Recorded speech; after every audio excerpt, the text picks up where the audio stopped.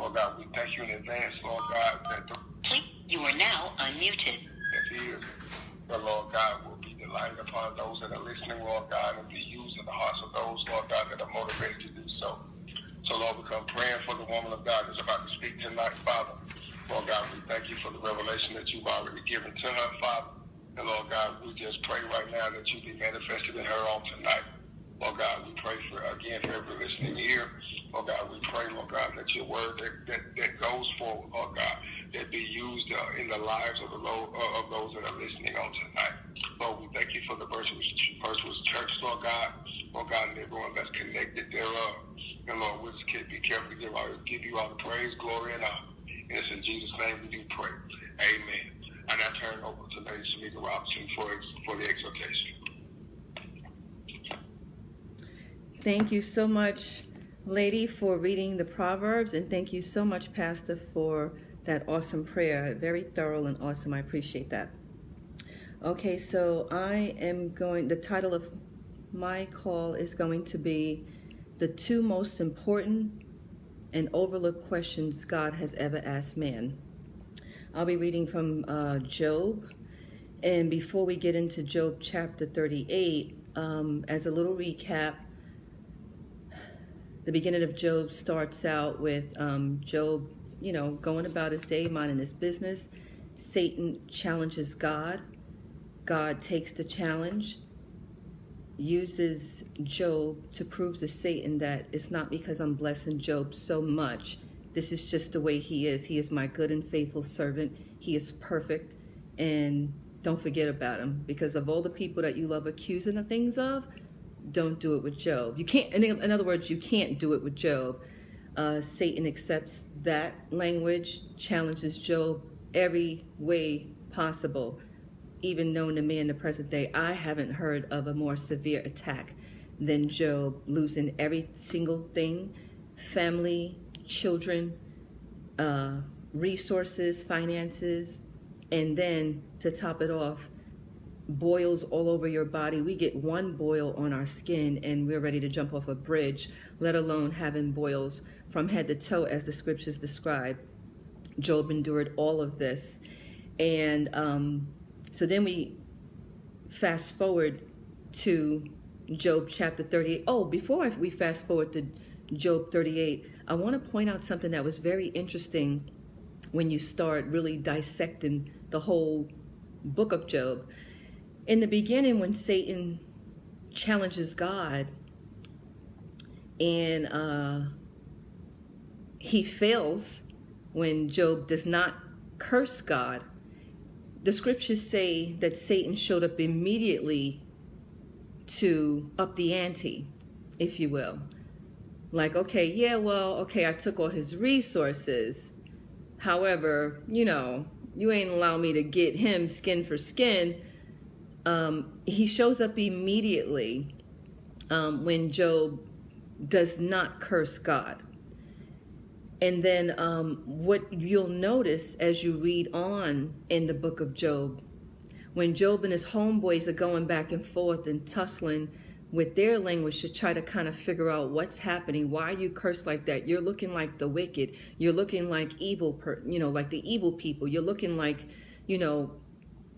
like you reaping what you sow. You must have did something, surely. So when Job and his homeboys, his three homeboys, are going back and forth of what they think might be happening, the strangest thing is you never hear from Satan. He never shows back up and says, okay, let's up the ante again. He's got boils from head to toe. It's been going on long enough. Let's put him near death. You never really hear from Satan after that. So that's something that we should take notice of. The beginning of Job, you got to be distraught when you lose your family, your kids, and all your resources all at the same time. It gives an account of every messenger coming in back to back to back, one by one, letting Job know, look, oh my God, I got to escape just to tell you what I saw, just to tell you what's happening. We can't even take bad news, a little piece of bad news. I know I can. I will have a cow about everything. So let alone I just get one whiff of bad news, and then boom, right when that person is finished talking, or the scriptures even say before they can finish their statement, somebody else is lined up to tell me something else bad is going on. And then boom, another thing, somebody's in back of that person to tell me. So we got about 5 or 6 people standing in front of my presence telling me I'm in hell, basically, if you want to just describe the situation with Job. I have entered hell. And so just keep that in mind, that Satan doesn't come back to up the ante when Job doesn't curse God for what he thought was plaguing his body with boils. So now back to what the title of it is it's called The 2 Most Overlooked Questions God Has Ever Asked Man. That's in the book of Job, chapter 38. So we already gave a recap of what happens in the beginning of Job. The whole middle of Job is Job and his homeboys going back and forth with different language of what Job checking him. Like, man, you come over here, you saying this is not true. I didn't do anything. They're going back and forth. And neither Satan or God says anything until Job chapter 38. And here's the thing. So God, you think, I should say the human mind would think of all Job is enduring, and we know this went on for a little bit of time because the scriptures even tell us that Job and his homeboys didn't even start verbally talking for 7 days. Okay, we can't even take one boil in our body for a few days. We're in the emergency room. We're soaking in hot Epsom salt, whatever it is you're trying to do to get rid of that boil. So we're talking about a dude that didn't even speak language for 7 days. So we know it was well over 7 days. And here in his homeboys didn't start speaking to 7 days later. So I'm not talking about a 24-hour experience. There's nothing in your mind that would make you think, oh, it was just a short period of time. It wasn't that long. It wasn't that bad. We're talking about days before they even started tussling and bustling back and forth. So we're talking about a long period of time, to be in that much agony. Okay. So you would think, or the mind would think, that by the time God steps in and says anything, you think the language would be, whoo, Job, oh my goodness, you hung in there, good going. And, here's this, you would think that would be the way God would pick up the language. But instead, let's just go to it really quick. But instead, God picks up in Job chapter 38. It says in verse 1, then the Lord answered Job out of the whirlwind and said, who is this that darkeneth counsel by words without knowledge? In other words, you speaking about stuff you don't even know what's going on. Okay? Verse 3, gird up now thy loins like a man, for I will command of thee, and answer thou me. You gird up thy loins, Lord, I'm about to die. You would think that God would even have just picked them up. But God is like, you know what? Stand up. Get it together. Verse 4, where was thou when I laid the foundations of the earth? Declare if thou hast understanding. And we know these are rhetorical questions. Verse 5, who has laid the measures thereof, if thou knowest, or who have stretched the line upon it? And if you know the shape of the earth and all of this other stuff, that's getting into, Verse 6, whereupon are the foundations thereof fastened? Or who laid the cornerstone thereof? Verse 7, when the morning stars sang together and all the sons of God shouted for joy. That's a question. Verse 8, or who shut up the sea with doors when it break forth as if it has issued out the womb? In other words, God is saying the seas and the bodies of water don't overflow. They just stay there. And even if the tides are high, they don't just overflow and then eventually, you know what I mean? Verse 9, when I made the cloud the garment thereof, and thick darkness the swallowing band for it. Verse 10, and break up for it my decreed place, and set bars and doors. Verse 11, and said, thereunto shalt thou come, but no further, and here shall thou pride waves be stayed. In other words, the ocean ain't going anywhere, is what he's really saying. And here are the 2 most overlooked questions ever asked to man, especially a man in this type of agony. Like I said, I have never There's been a few that have claimed to have boils. There was this, I think he was an Indian dude that used to be on TBN, and he has pictures and stuff that said that he had went through like a Job-like experience. So I do not take anything away from people that may have had a similar Job experience. I'm just saying, I have never heard of them losing every single thing all in one shot. So verse 12, here we go with one of the most important questions. This is God asking Job that went through all of this. Hast thou commanded the morning since thy days, and caused the day spring to know its place? Now, when you're reading Job, that would probably seem like the least specific question, because us as humans, we like to look up, okay, all these curses and you lost all these blessings. And then the next question, the second overlooked question that God has ever asked man was in verse 13. It says that it might take hold of the ends of the earth, that the wicked might be shaken out of it. Now, for years, I never even bothered with those two, because the whole story of Job is so hardcore, and the ending is even more glorious than the beginning. So reading those two things, you just kind of read through, skim through, if you even paid attention, and some would even skip past the whole 185 questions it's calculated to be that God asked Job. But those are the two most important, and I'm going to tell you why. If we go back, so let's dissect the first question. Hast thou commanded the morning since thy days, and caused the day spring to know its place? So we know that commanding is given authority, order. It's speaking from a superior height to charge something to follow what you're saying is what commanded means. And then it says, he says, hast thou commanded the morning since thy days, and caused the day spring to know its place? So what God is asking Job is, whatever you're commanding could cause the day spring to know its place. So let's go back to day spring and see what that means.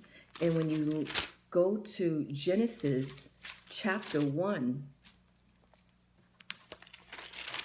and verse 14, it says, and God said, let there be lights. This is not to be mistaken for verse 3, where it says, and God said, let there be light, and there was light, and God saw that the light, and it was good. This is verse 14, where God says, and let there be lights, plural, in the firmament of the heavens, to divide the day from the night, and let them be for signs, and for seasons, and for days and years.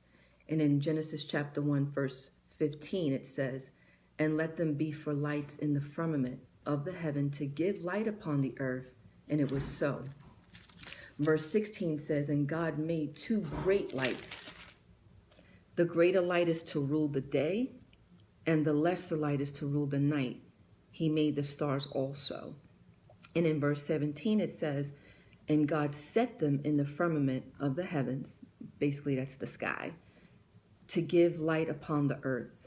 And in verse 18, it says also these purposes of these lights are to rule over the day and over the night, and to divide the light from the darkness.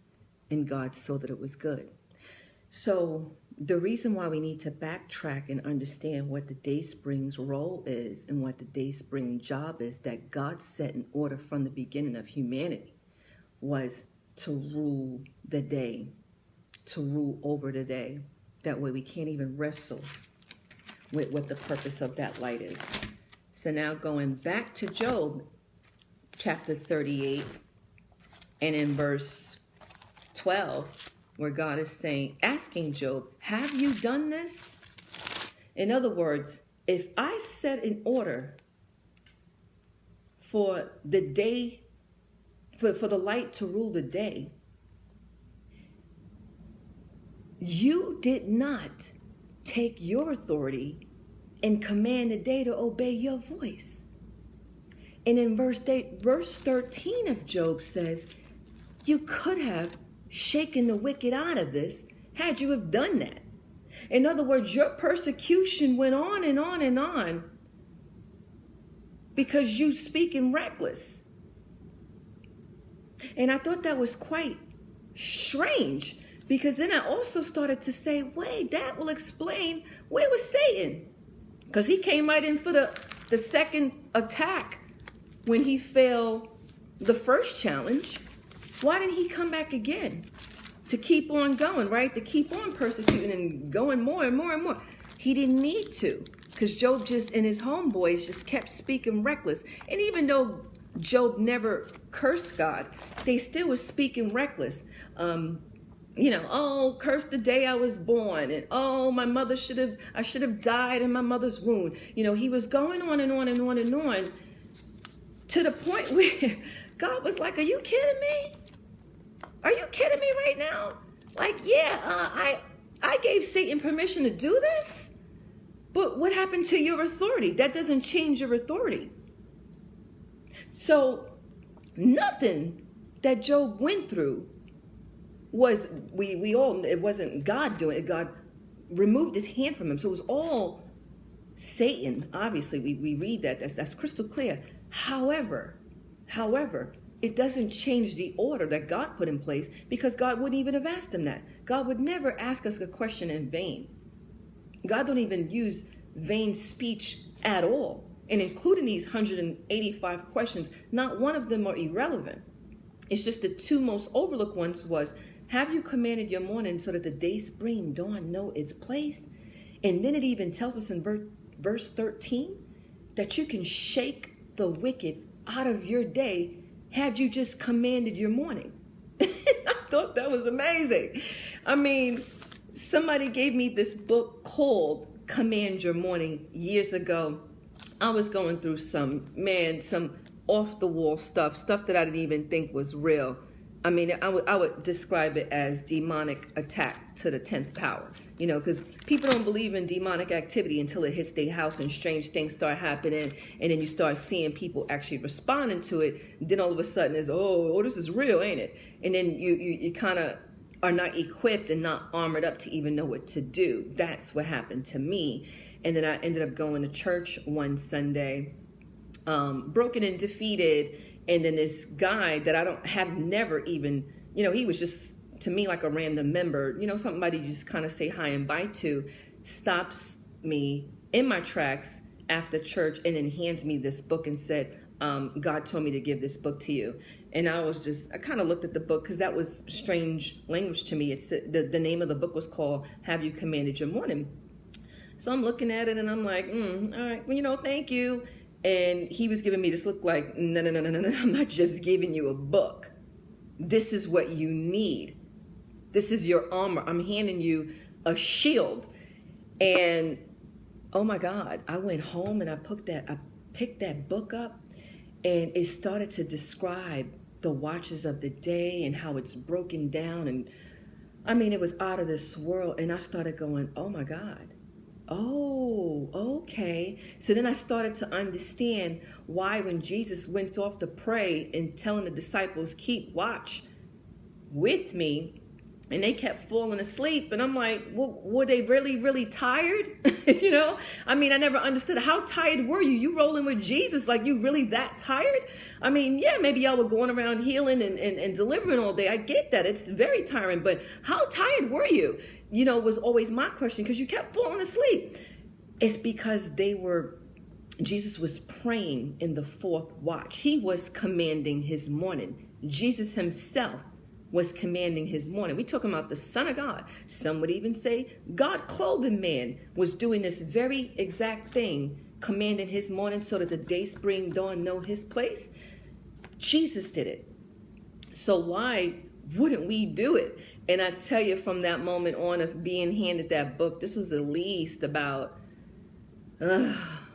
maybe, it was years ago. And I tell you, from that moment on, I started setting my alarm clock in between the hours of 3 a.m. and 6 a.m. I mean, it depends. Sometimes I'll do it at 4:30, or sometimes I'll do it, it just, long as you do it before 6 a.m., long as you do it before the day spring dawn cracks, you are good. Basically, if the day spring dawn is ruling the day, it's like you're being the supervisor to the ruler of the day and saying, this is what we're not going to do. We're not going to attack me. We're not going to attack my family. We're not going to attack my finances. We're not going to attack my marriage. We're not going to attack. This is what we're not going to do. So it's like you're telling the ruler of the day how your day is going to go. My day will be prosperous. This is what I'm going to do today. No weapon formed against me shall prosper. That's not a prayer for God. That's a decree for the enemy. So there's a difference between praying to God, like scripture says, seek ye first the kingdom of God and his righteousness, and all these things will be added unto you. That's different between praying to God and decreeing and declaring to Satan that I know my rank and you're way beneath me. Get thee behind me. Eat my dust. You have no business being in front of me, setting my dial for the day. I don't care if it's getting up and stubbing your toe on your bed, on the foot of your bed. That's an attack. That's the worst pain in the world. This is what happens the moment your feet hit the floor from the time you wake up. All this demonic stuff is going on, and they have set the dial for your day. What you do when you command your morning, like God asked Job, is you set the tone for your day. And you shake the enemy out of it. As God told Job, you could have shaken the wicked out of your day had you just commanded your morning. And then he goes on and on with a series of other questions. It's just, like I said, a great read, because we're talking about a perfect man. God called him perfect. God called this man perfect. And you would think the language would have been a little bit different, with God saying, kind of like, oh, kudos to you, Job. You rocked it. You did it. I knew you wouldn't curse me. And your wife told you to even curse me, and you ain't even listened to that hussy. Good going. Great job. But instead, it's almost like a little bit of frustration. Like, I had to watch my perfect servant be delayed in his persecution because of lack of knowledge. Remember, he said, my people perish for lack of knowledge. This was a prime example of what lacking this little bit of knowledge. And it sounds little bit, it's actually humongous. But not knowing what command your morning even meant. I most certainly didn't. But I tell you one thing, when I got a hold of this, it's like Satan was like, oh man, darn it. And I started setting the dial for my day, not only my day, my son's day, everything around me day. And here's the thing, a couple of weeks ago, because it's hard to do, like we talking about 3 a.m. in the morning till 6 a.m. in the morning. It's hard to do, actually getting up, turning your alarm off, and really declaring, decreeing, and praying. It's hard to do because you're asleep at that, in a deep sleep at that moment. However, a few weeks ago, I tell you, I turned my alarm off, fell back to sleep by accident, and when I tell you, all hell broke loose in my day, that day, I kid you not, I'm still slipping and sliding off of the attacks that hit me that day. And this was just a couple of weeks ago. For me, falling asleep after setting my alarm clock. And mine, like I said, now it's set for 4:30. And I just kind of hit the off and fell back to sleep. Woke up the next morning like nothing ever happened, went about my day, and all hell broke loose by the afternoon, to the point where I still am offended. I'm still offended, by the stuff that happened. And again, I'm offended with myself for not taking spirituality and principalities in high places, and understanding that we are not wrestling with flesh and blood, but principalities in high places. So this is how we defeat them. This is how we defeat them.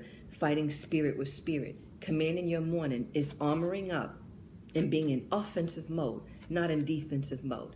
And refusing to do so, because I've had a few people say, listen, I ain't getting up between 3 and 6. My alarm clock go off at 8. I got to be work at 9. I work 15 minutes away. I pray when I get up. I pray in the shower. Making that decision is like somebody offering you a security system in your house, and you going, nah, I'll just wait till the burglar breaks in, and then, I'm strong enough, I can fight him off. That's like making that decision, not choosing to get up any time between 3 a.m. and 6 a.m. And we talking about something that only could take a couple of seconds. You know, if just saying, you know, day, spring, dawn, I know you know your place. I am up. I am in position. I have authority over my day. I command you to get in line with God's will for my life for this day. Everything that God has set up for me today will prosper. Everything that God has set up for my children today will prosper. I am protected under the hedge. There is a great gulf fixed between me and the enemy and his resources and his followers. They will stumble and fall before